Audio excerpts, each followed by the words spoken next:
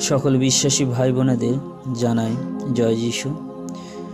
আমরা জানব আজ র্যাপচার কবে ঘটবে এবং প্রভু যিশু দ্বিতীয় আগমন কবে ঘটতে চলেছে।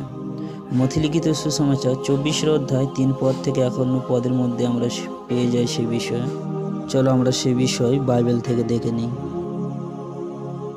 যিশু যখন জৈতুন পর্বতমালার ওপরে বসেছিলেন, তখন তার শিষ্যরা একান্তে তার কাছে এসে তাকে বললেন, আমাদের বলুন কখন এসব ঘটবে, আর আপনার আসার এবং এ যুগের শেষ পরিণতির সময় জানার চিহ্নই বা কী হবে। এর উত্তরে যিশু তাদের বললেন, দেখো কেউ যেন তোমাদের না ঠকায়। আমি তোমাদের এ কথা বলছি, কারণ অনেকে আমার নামে আসবে আর তারা বলবে আমি খ্রিস্ট, আর তারা অনেক লোককে ঠকাবে। তোমরা নানা যুদ্ধের কথা শুনবে এবং তোমাদের কানে যুদ্ধের গুজব আসবে, কিন্তু দেখো তোমরা ভয় পেও না, কারণ ওই সব ঘটনা অবশ্যই ঘটবে, কিন্তু তখনও শেষ নয়। হ্যাঁ, এক জাতি অন্য জাতির বিরুদ্ধে লড়াই করবে, আর এক রাজ্য অন্য রাজ্যের বিরুদ্ধে যাবে।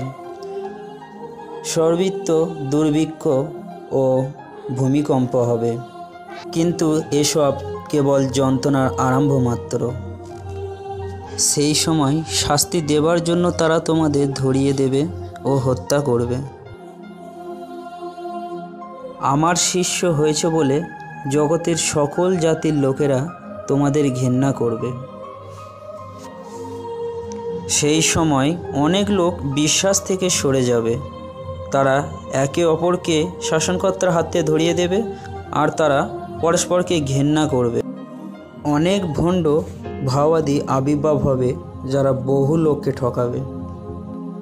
অধর্ম বেড়ে যাওয়ার ফলে অধিকাংশ লোকের মধ্যে থেকে ভালোবাসা কমে যাবে,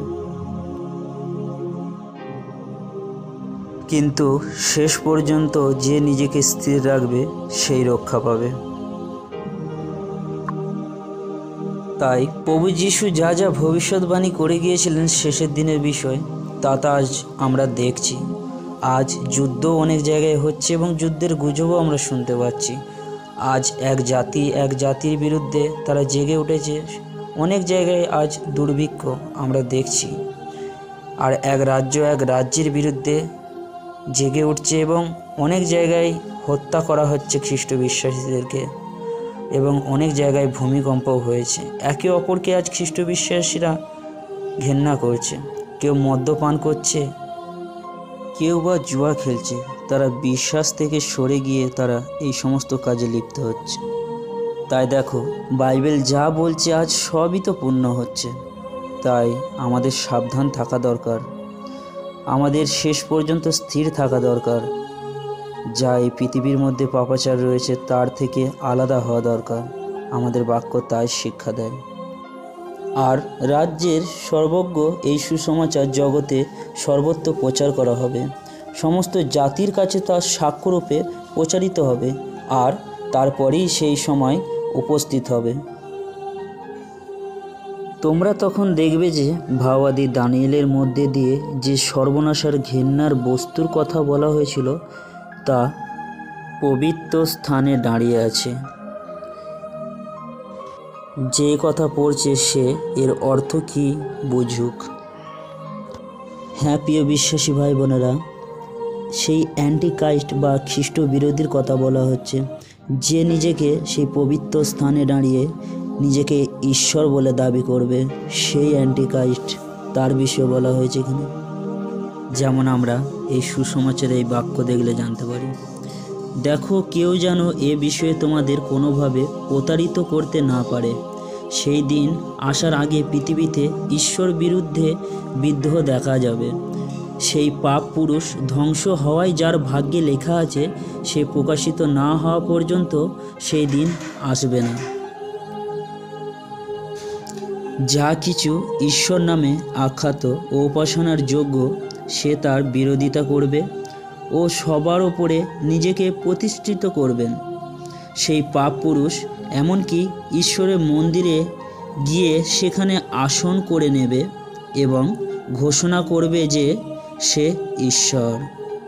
তাই প্রিয় বিশ্বাসী ভাই বোনেরা, একবার অনুভব করে বা ভেবে দেখো, সেই অ্যান্টিক্রাইস্ট যখন আবির্ভাব হবে কত ভয়ঙ্কর না সময় হবে এই জগতের। তাই মথিলিখিত সুসমাচার 24 অধ্যায় 21 পদ থেকে বলছে, আমরা পাঠ করি, সেই দিনগুলিতে এমন মহাকষ্ট হবে যা জগতের শুরু থেকে এই সময় পর্যন্ত আর কখনো হয়নি এবং হবেও না। প্রিয় বিশ্বাসী ভাই বোনেরা, বাইবেল বোঝাচ্ছে যে সেই সময় এমন মহা কষ্ট হবে, পৃথিবীর শুরু থেকে কেউ মানুষ সেই রকম কষ্ট পায়নি, সেই রকম কষ্ট দেবে শয়তান। তাই ভেবে দেখো, সেই শয়তান বা অ্যান্টিক্রাইস্ট যখন তার আবির্ভাব হবে, সেই সময় সেই শয়তান কী না করবে মানুষের সঙ্গে। সেই বিষয়ে লেখা আছে প্রকাশিত বাক্য 13 অধ্যায় 16 থেকে 18 পদে।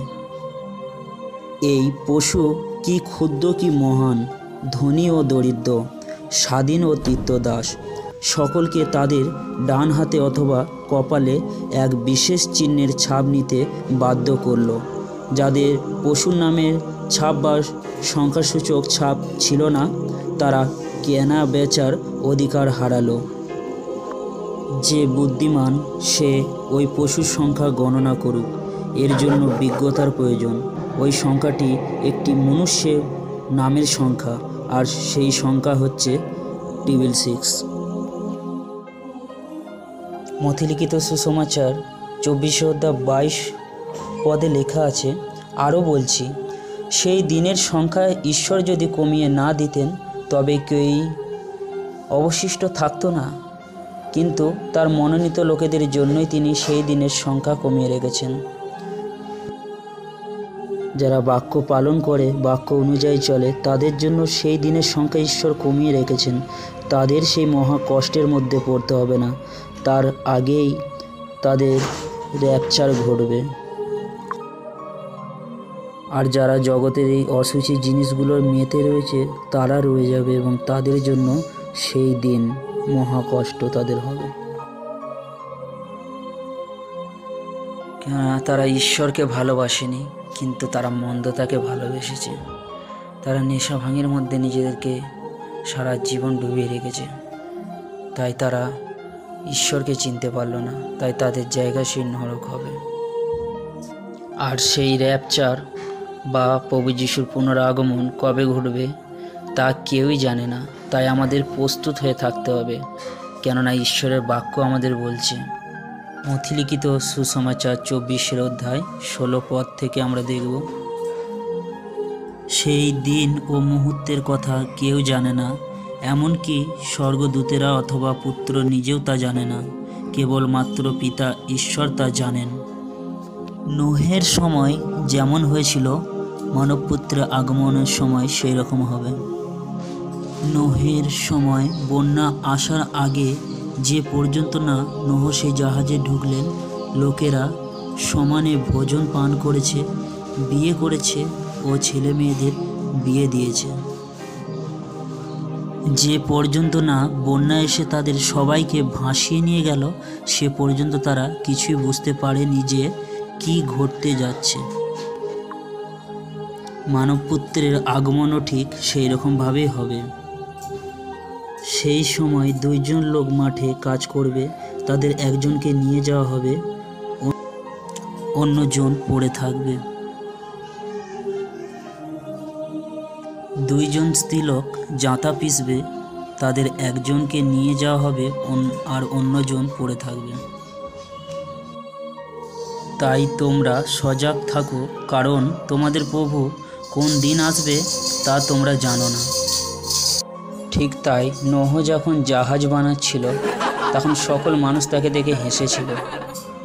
নোহের ওপর তারা হেসেছিল, নোহের কথায় তারা মনোযোগ দেয়নি। ঠিক সেই রকম আজ দেখো, ফাস্টাররা যখন ঈশ্বরের বাক্য মানুষের কাছে প্রচার করছে, সেই নোহের সময় যেমন হয়েছিল সেই রকম আজও হচ্ছে। মানুষেরা সেই বাক্য তারা ধ্যান দিচ্ছে না এবং তাদের শেষের অবস্থা সেই রকমই হবে। তারপর ফাস্টারদের ঈশ্বর বলছে মথিলিখিত সুসমাচার 24 অধ্যায় 45 পদ থেকে 46।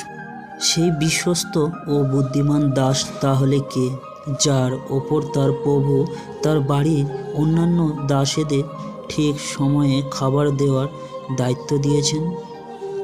এখানে খাবার বলতে ঈশ্বরের বাক্য যে জাগতিক খাবার আছে সেই বিষয়ে বলছে না, যে আর্থিক খাবার আছে, তার মানে এই বাইবেলের বাক্য সেই খাবারের বিষয়ে বলছেন।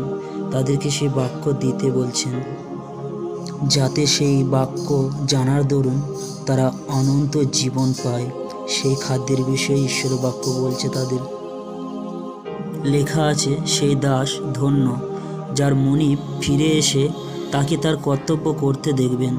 আমি তোমাদের সত্যি বলছি, তিনি সেই দাসকেই তার সমস্ত সম্পত্তি দেখাশোনার ভার দেবেন।